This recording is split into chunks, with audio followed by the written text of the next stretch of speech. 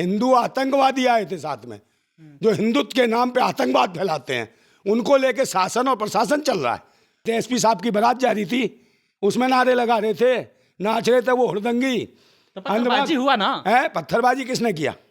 अबे यार भाई, मुसलमान डरे हुए, दंगाई तो वो अपने साथ लाए थे, दंगाई नंगाई पंगाई सब थे।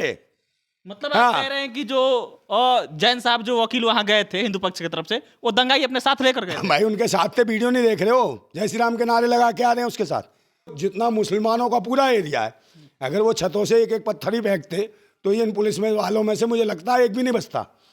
मैं बता रहा हूँ सच्चाई, वो बहुत सारे लोग मारे जाते।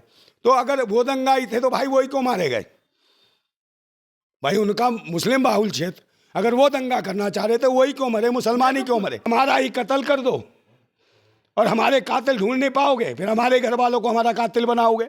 यही दंगाइयों को देखो, वीडियो है पूरी।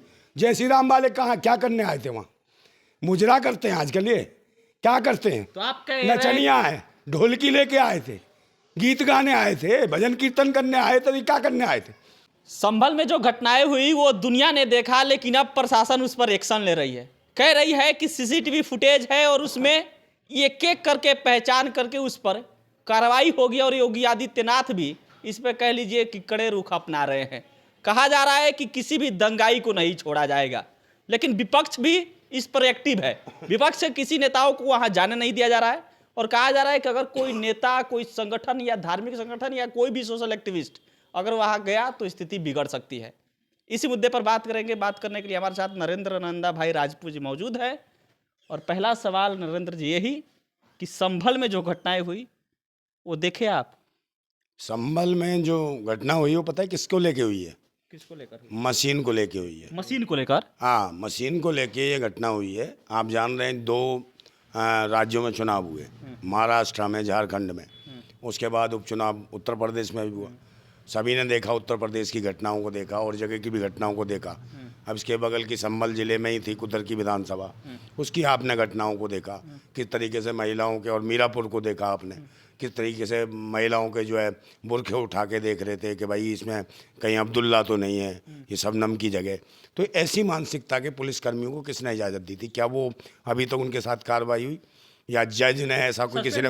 मेरे बात न, वो 6 से कुछ नहीं होता। आप मुझे बता दीजिए, सरकार बना दिया आपने, विधायक बना दिया, मान लीजिए कोई किसी भी तरीके की याचिका दाखिल कर दी उनके खिलाफ, तो क्या जज तुरंत में आके उस विधायक को सस्पेंड कर देगा या उस पर कार्रवाई कर देगा?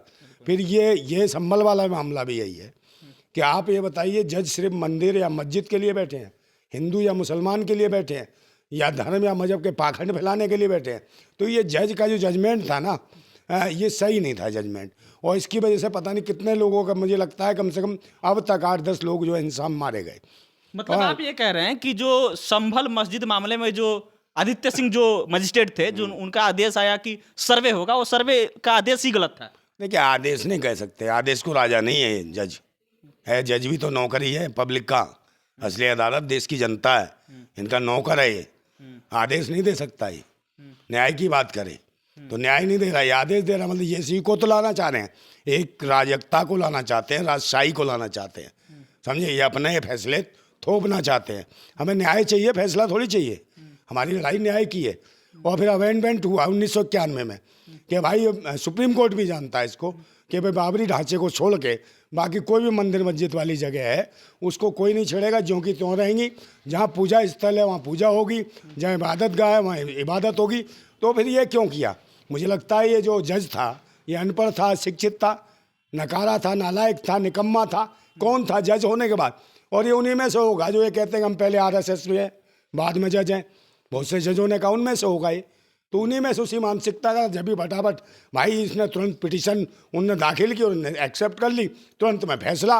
और फिर कह ये सोची समझी रणनीति थी शासन की, प्रशासन की और जुडिशरी की, जो उत्तर प्रदेश की थी। ये सब मिले जुले थे, चारों स्तंभ मिल गए। कुछ पत्रकार भी मिले हुए हो तो चारों स्तंभ हो गए ना चोर। और सब ने घटित कर दी घटना। और उसके साथ देखो कह रहे भाई दंगा हुआ, किसने करा? दंगाई कौन थे? दंगाई आपको नहीं दिख रहे? जो वकील आ रहा था वो कौन जैन करके है, वो जय श्री राम के नारे लगा रहा था। SP साहब जा रहे थे, उनके पीछे एक पूरी फौज आ रही थी जय श्री राम वालों की, समझे? वो नारे लगा रहे थे, वो किसी ने नहीं देखे। और संभल के अंदर उन्हीं गलियों में से वो लोग आ रहे थे नारे लगाते हुए, मुसलमानों के मकानों के दरवाजे बंद थे, ऐसे लग रहा था जैसे मातम बन गया हो। तो फिर हमला किसने कर दिया ये पूछो ना उनसे।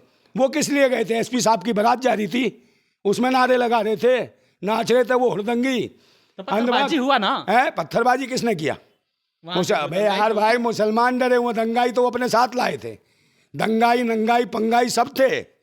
मतलब आप कह रहे हैं कि जो जैन साहब जो वकील वहां गए थे हिंदू पक्ष की तरफ से, वो दंगाई अपने साथ लेकर गए? भाई उनके साथ थे, वीडियो नहीं देख रहे हो? जय श्री राम के नारे लगा के आ रहे हैं उसके साथ, एसपी आगे चल रहा है तो कौन करा रहा है?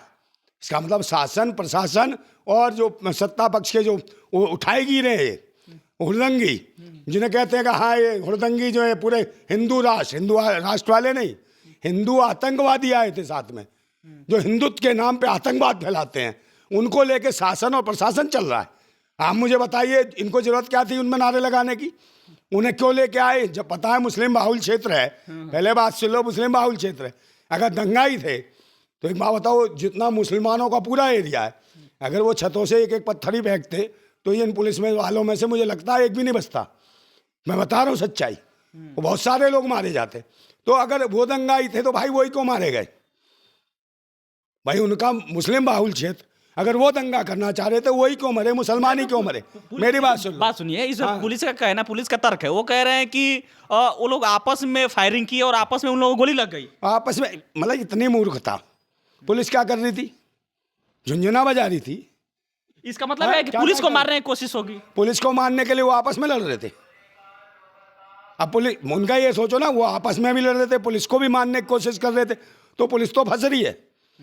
कईयों ने कहा भाई पुलिस बड़ी बच के आई है वहां से। कहा तो भाई सीओ साहब जो अनु चौधरी थे वो अपने पैर में यहाँ चोट दिखा रहे हैं। अरे वो कुछ नहीं थे यार, ये तो कितने एनकाउंटर कर चुके पैर में मार मार के, मंगेश यादव जैसों को साथ किया वो डकैतों का।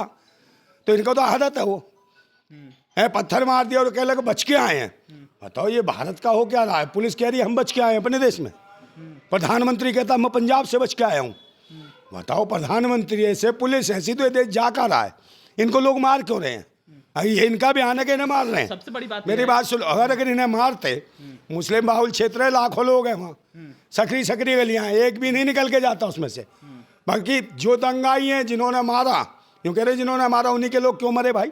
तुम्हारे में से कोई नहीं मरा, पुलिस में से कोई नहीं मिला, जय श्री राम वाले में से कोई नहीं मरा, हुड़दंगी कोई नहीं मरा है, और ना वो कोई और तीसरा मरा।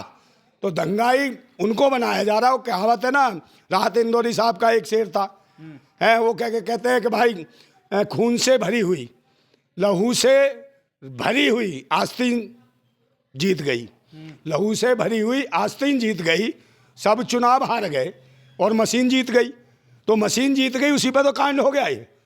और फिर कहा कि मशीन जीत गई, उसके बाद शहर में कुछ हुड़दंगी आएंगे और हुड़दंग मचाएंगे, जो नहीं हुआ वो अखबार में छपवाएंगे। ये सरकार वाले वो छपवा रहे हैं, जो नहीं हुआ वो दिखा रहे हैं, और जो हुआ उसको देखा। मुसलमान डरा हुआ काँप रहा है बेचारा, वो किससे लड़े? उसकी हालत कैसी हो, कहले कहाँ है हम, कहाँ फंस गए, कौन सी दुनिया में आ गए? तो ऐसे लोग हैं ये। मुसलमान किसी से चू नहीं कर रहा बेचारा, लेकिन है डरा हुआ है, वो इन पर पत्थरबाजी करेगा। और ये वही लोग हैं जो 2014 से पहले कहते थे कि भाई कश्मीर में पत्थरबाजी होती है, कश्मीर में पत्थरबाजी होती है। ये जब से आए हैं 2014 के बाद, देश आज़ाद कराने वाले भड़वे भगवा के भेष में, तब से पूरे देश में पत्थरबाजी होने लगी, हर कस्बे में। काहे का भगवा? भड़वे ही तो हैं, भड़वागिरी कर रहे हैं। 2.5 मीटर कपड़ा बांध के भगवा, मैं साधु बन जाऊंगा, राजनीति करने लगूं? साधु का काम क्या है? तपस्या करना, लेकिन जिस लोगों का कल्याण करना। जिस जय श्री राम नारे की बात कर रहे हैं, जैन साहब जो हिंदू पक्ष के एडवोकेट थे, वो कह रहे हैं कि वहां इतनी भीड़ इकट्ठा हो गई थी, पत्थर लेकर चारों तरफ से पत्थरे चल रही थे, और इसलिए हम लोग जल्दी जल्दी बाहर निकल रहे थे। सारे मुसलमान थे, तो मुसलमान जय श्री राम के नारे को लगा रहे थे, जब वहाँ मुसलमान ही मुसलमान थे। साइड से पूरा भीड़, हाँ तो भीड़ आगे तो जय श्री राम, साइड से तो साथ चल रही है, जैसे प्रदर्शन कर रहा हो, जैसे नृत्य कर रहा हो, एसपी नृत्य कर रहा हो, वो वकील नृत्य कर रहा हो, समझे, वो प्रदर्शन कर रहे हो, जय श्री राम के नारे लगा रहे हो। तो क्या हुआ उसके बाद? हुड़दंग किसने कहा? इन्होंने मारे जानबूझ के।